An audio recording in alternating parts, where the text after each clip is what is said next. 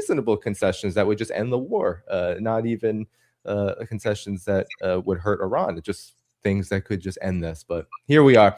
Yeah, we'll have to keep talking about this guy because it seems like we're in for a more bumpy, above a bumpy ride ahead in the weeks and months as we enter the hot summer around the world. But I want to make sure everyone knows that your website and your Substack are in the video description, scottritter.com. So definitely go there and support Scott's work. A quick.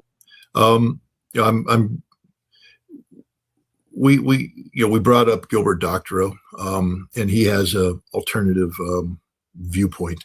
But it's important to understand that the world isn't static. The world changes. The world moves. Russia's entering the fifth year of this conflict, a conflict that I and others didn't believe would last more than a couple weeks early on. I thought the Russians were committed to a war. It turns out they were committed to a negotiation, but the United States is negotiation incapable.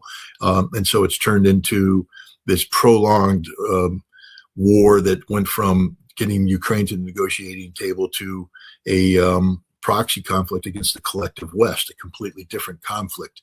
The Russian economy today is completely different than the economy that existed at the beginning of this conflict, or even the economy that existed 2 years ago.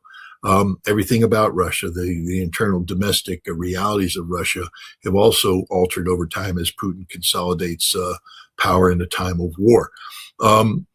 And these are things that you don't do. You don't get this information best long distance. It's better to go there. And so I will be traveling to Russia again for an extended period of time, the purpose of which is to, get up to speed on as much of the present Russian reality. I've always said when I go to Russia, my job is to collect the Russian reality.